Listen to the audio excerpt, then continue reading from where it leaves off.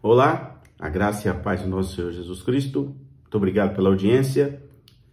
Te convido a continuar inscrevendo no canal, clicando, acompanhando, comentando o que a gente fala por aqui, que isso acaba nos ajudando a crescer e a levar cada vez mais essas informações. Bom, hoje mais uma vez uma informação terrível, principalmente para as crianças, né? Porque a Escócia tomou uma decisão, criou uma nova diretriz em que os alunos de 4 anos em diante, guarda bem, 4 anos, poderão mudar sexo sem o consentimento dos pais. Esse é o grande detalhe, sem o consentimento dos pais. E a orientação lá é que os professores não questionem, apenas apoiem as crianças. Isso é uma notícia extremamente grave, é um sinal de Apocalipse, por isso que eu vou colocar ela na playlist Sinais de Apocalipse, porque a pergunta é, por que uma criança de 4 anos sabe sobre a vida? Qual é o seu conhecimento sobre sexualidade? O comportamento infantil, e eu não sou especialista, mas por tudo que eu li e aprendi ao longo da vida, uma criança de até 4 anos é capaz de misturar realidade com fantasia. Uma criança de até 4 anos acredita em Papai Noel, pra você ter uma ideia, né? E ela não está, na minha opinião, preparada para tomar decisões e depende do apoio dos adultos, sobretudo dos seus pais. E aqui a Escócia vai na contramão, né? Indo nessa onda que invadiu o mundo de liberalismo, né? E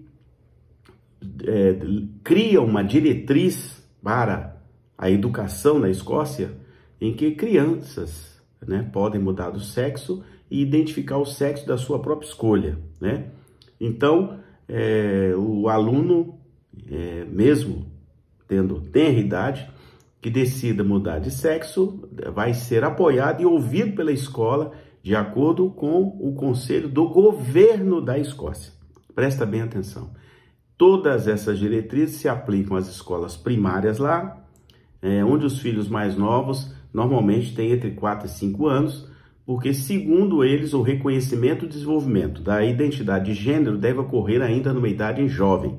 Vai vendo, vai prestando atenção, de acordo com a visão dessa diretriz, que, na minha opinião, é completamente fora de questão, completamente distorcida, né?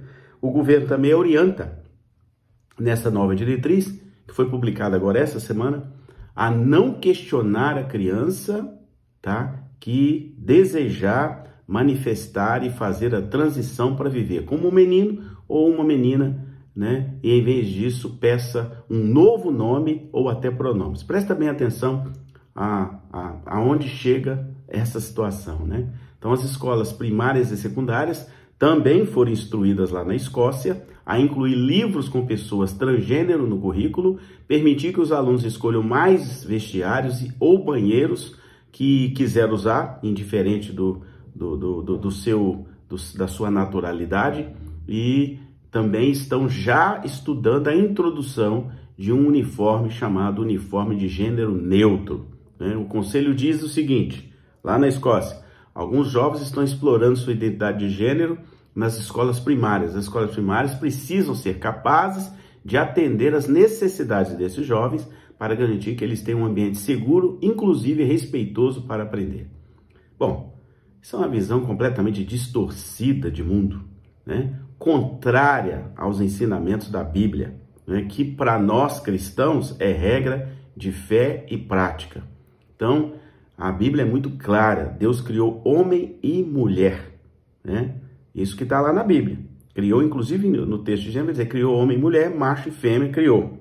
A ideia é que qualquer indivíduo que se identifique, né, como mulher ou homem, mas que tenha nascido com o sexo biológico oposto, possa ser apontado conforme a sua escolha. Então, assim, essa coisa demoníaca chamada ideologia de gênero tenta impor aos críticos uma censura prévia, impedindo de que se discorde da ideia de que uma mulher, por exemplo, possa passar a ser homem, mesmo que biologicamente esteja sempre e para sempre ligado ao seu sexo de nascimento. Então, assim, estamos vivendo dias terríveis, né?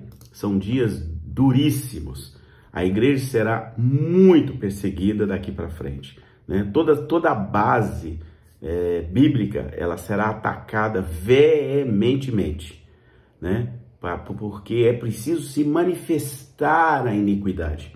É preciso se manifestar o filho da iniquidade. Então, para se cumprir a palavra bíblica, né? O filho da iniquidade, ele vai ter que se manifestar antes, né, da volta de Cristo.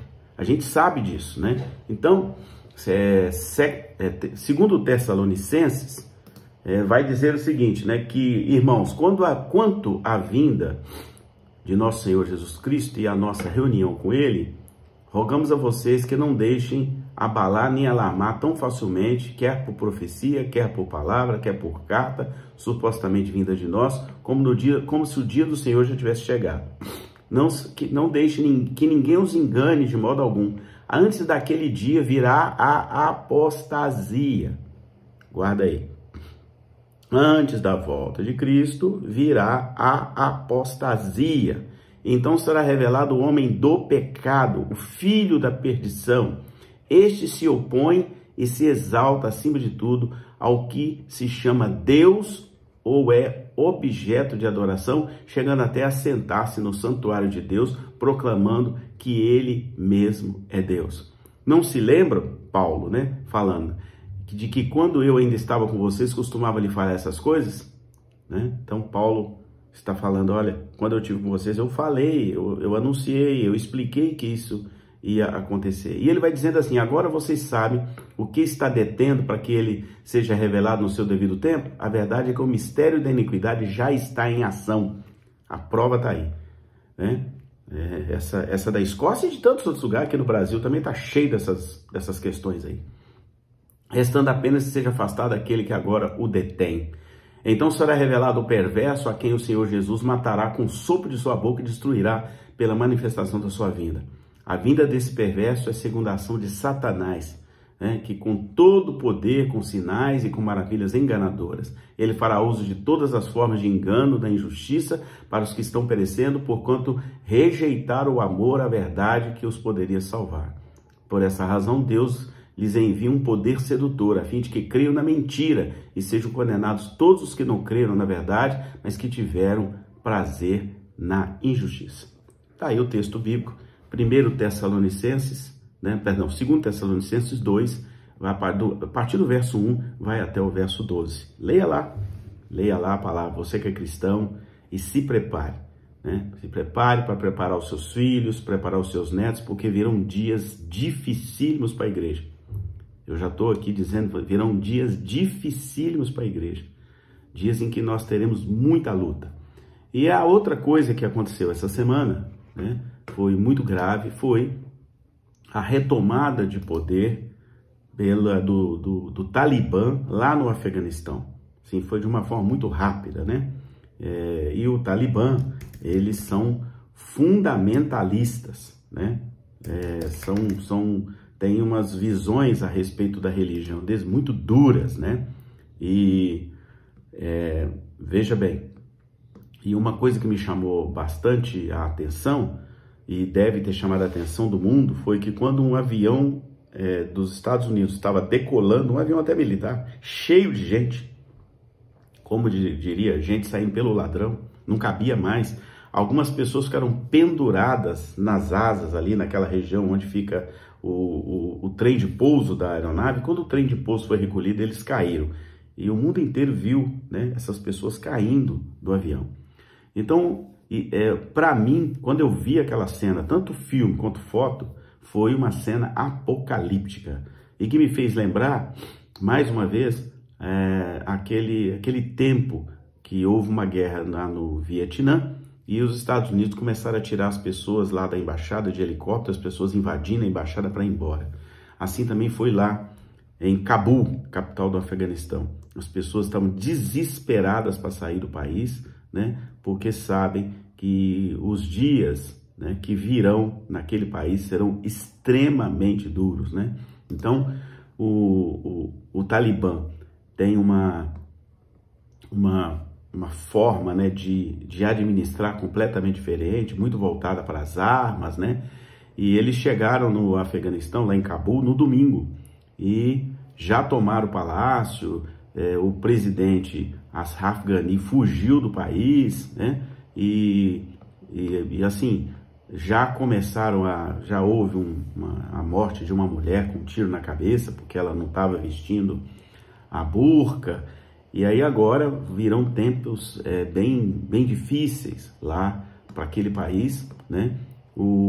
Os pastores cristãos que estão lá vão passar dias difíceis, alguns certamente deverão ter que sair do país, e a situação do Afeganistão vai mudar radicalmente, porque a visão, né, religiosa desse grupo chamado Talibã é completamente diferente. Não tem liberalidade, eles não aceitam mulher trabalhar, as crianças só podem estudar até 12, eu lembro que parece que em torno de 12 anos, depois disso elas têm que ir para casa trabalhar. Assim, vão ser dias duros para aquele país, vão ser dias difíceis para aquele país, vão ser dias difíceis para os cristãos daquele país. Então nós vemos numa mesma época, mais dois sinais de Apocalipse. A Escócia, né, abdicando da raiz bíblica para atender interesses escusos de demônios.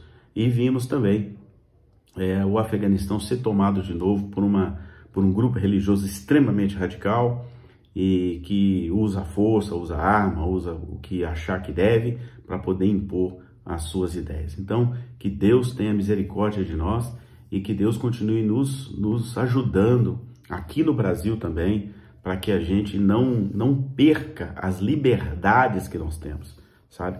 Vocês precisam estar muito atentos aos movimentos também que estão no Brasil aí, né?